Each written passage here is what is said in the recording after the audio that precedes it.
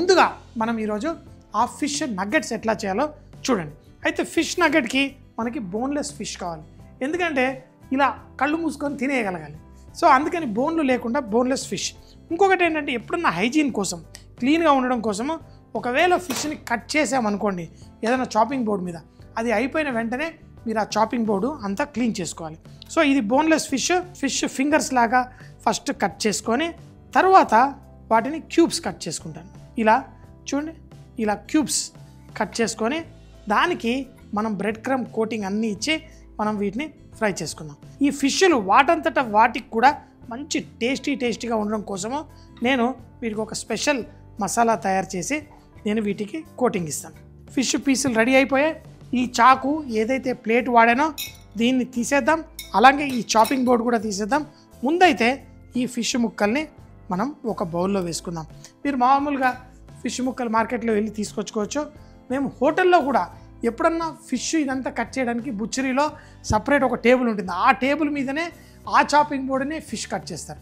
కానీ మన ఇళ్ళల్లో అలా సపరేట్గా మనం టేబుల్ పెట్టుకోలేం కాబట్టి చేసిన వెంటనే క్లీన్ చేసేసుకోండి. ఒకవేళ వీలైతే ఇలాంటి చెక్క చాపింగ్ బోర్డు ఉంటే దానిపైన కొంచెం ఉప్పు రుద్దేసి రాత్రి వదిలేసేయండి, పొద్దున మళ్ళీ దాన్ని కడిగేసుకొని తుడిచేసుకొని వాడుకోవచ్చు. So fish ready. మ్యారినేట్ చేసే ముందు క్లీన్ చేసేసుకోండి. ఫిష్ ముక్కలు కట్ చేసేసుకున్నాను. ఫస్ట్ నిమ్మకాయ పిండేస్తాను, తర్వాత పసుపు. మనందరికీ ఏంటంటే మన భారతదేశంలో ఉన్న వాళ్ళందరికీ ఫిష్లో మనకి పసుపు వేయకపోతే మనకి అది ఫిష్ ఇంకా ముట్టకూడదు అన్న ఫీలింగ్ వస్తుంది. సో కొంచెం అంతా పసుపు వేసాను, కొంచెం ఫ్లేవరింగ్ సాల్ట్, ఎందుకంటే ఆ నగెట్స్లో ఒక మంచి ఫ్లేవర్ తీసుకొచ్చేది ఫ్లేవరింగ్ సాల్ట్. తర్వాత ఇవన్నీ మీ ఇష్టం.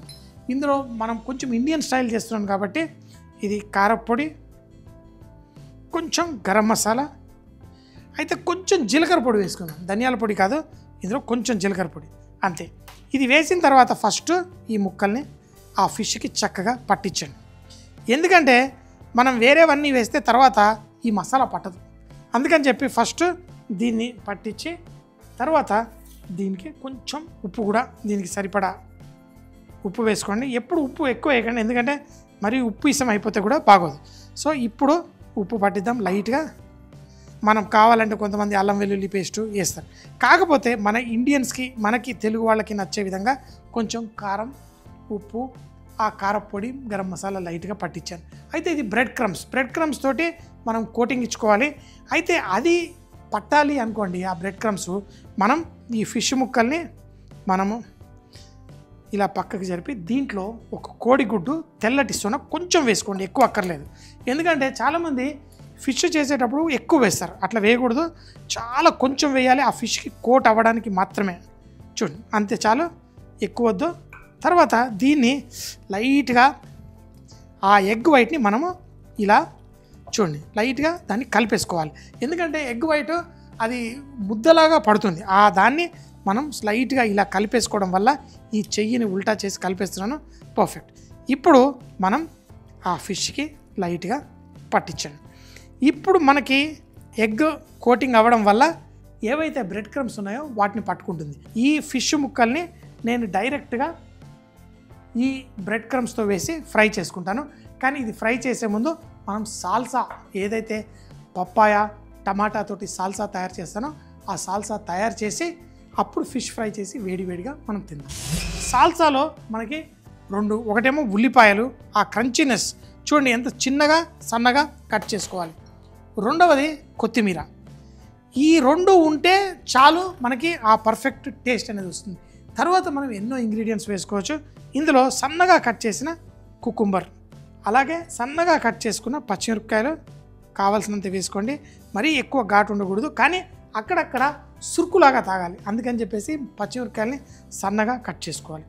ఇందులో ఉప్పు కొంచెం వేయండి, అలాగే కొంచెం అంత మిరియాల పొడి, లైట్గా పులుపు అనేది మనం నిమ్మకాయ, ఇది ఇన్స్టెంట్గా ఎప్పటికప్పుడు చేసుకోవాలి, ఎందుకంటే నిమ్మకాయ వేసిన తర్వాత చాలా ఎక్కువసేపు పెడితే సాఫ్ట్ అయిపోతుంది. సో ఇందులో నిమ్మకాయ.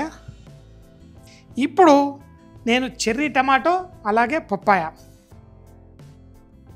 ఈ రెండు వేయాలి, కానీ ఈ రెండు వేసే ముందు ఫస్ట్ వీటిని కలిపేసుకొని దీన్ని మరింత పర్ఫెక్ట్గా చేయడం కోసం ఇందులో కొంచెం తేనె, ఒక పావు చెంచాడు తేనె వేసుకుంటున్నాను. ఎందుకంటే నేను చేసేది కొంచెమే, ఎక్కువ చేసి వేస్ట్ చేయడం ఇష్టం లేక కొంచెమే చేస్తున్నాను. ఇందులో చూడండి, ఇప్పుడు ఇది తింటే టేస్టీగా ఉంటుంది, కానీ దీంట్లో రంగు లేదు, కలర్ కూడా మనకి చాలా చాలా ఇంపార్టెంట్. ఇందులో ఉప్పు ఉంది, కరకరలాడడానికి ఉల్లిపాయలు, క్యాప్సికమ్ అన్నీ ఉన్నాయి. ఇన్స్టెంట్గా చేసాం. దానికి తీయదనాన్ని యాడ్ చేయడం కోసం తేనె వేసాను. ఇప్పుడు కలర్, ఇది మీరు మామిడి పండు వేసుకోవచ్చు, వేరే ఫ్రూట్స్ అన్నీ వేసుకోవచ్చు, కానీ ఈరోజు నేను పప్పాయ వేసాను, అలాగే టమాటా. అంతే, నా సాల్సా రెడీ.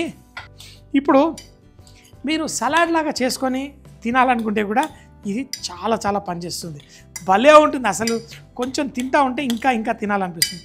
ఇప్పుడు చూడండి, మామూలుగా ఉన్నది ఎంత రంగులుగా పర్ఫెక్ట్గా తయారైపోయింది. దీన్ని మనము సాల్సా లాగా దీంట్లో వేసుకుంటున్నాం.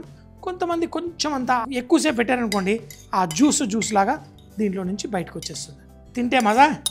బ్రెడ్ క్రమ్స్, ఇవి ప్యాన్కో బ్రెడ్స్ అని రకరకాల దొరుకుతాయి. ఇవి మనం నూనెలో ఫ్రై చేస్తే బ్రౌన్ కలర్ అంత ఈజీగా రాదు.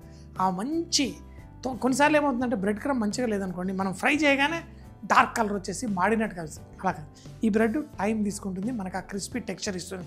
ఇంకొకటి, నేను కోడిగుడ్డు లైట్గా వేసాను, మైదా పిండి వేయలేదు. కానీ ఇది పెద్ద మోతాదుల్లో చేసేటప్పుడైతే మైదా పిండి మంచిగా పట్టించి తర్వాత గుడ్డు పట్టించి పెడతారు, ఎందుకంటే కోటింగ్కి పర్ఫెక్ట్గా వస్తుంది.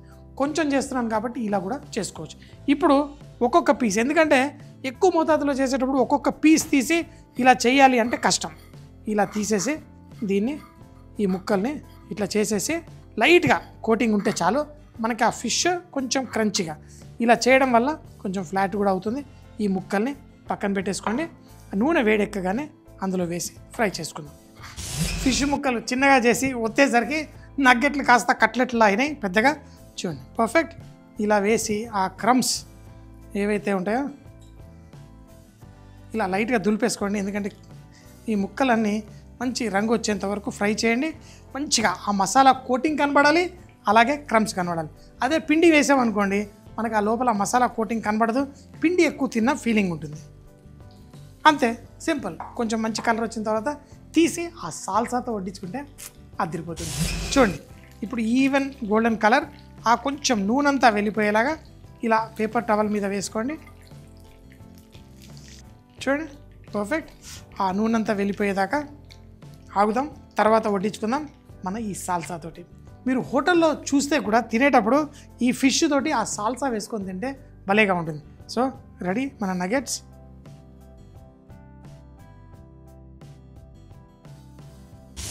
ఎంతో సింపుల్గా మన రెడీ అయిపోయింది. ఎప్పుడు చెప్తుంటాను కదా, బీ రిచ్ ఇన్ కుకింగ్. వంటలో శ్రీమంతులు అవ్వాలంటే అన్ని రుచులు మనం సొంతం చేసుకోవాలి. నిజానికి ఆ ఫిష్ కంటే ఆ పప్పాయ సాలెడ్, పప్పాయ మా దగ్గర చాలా వస్తుంది.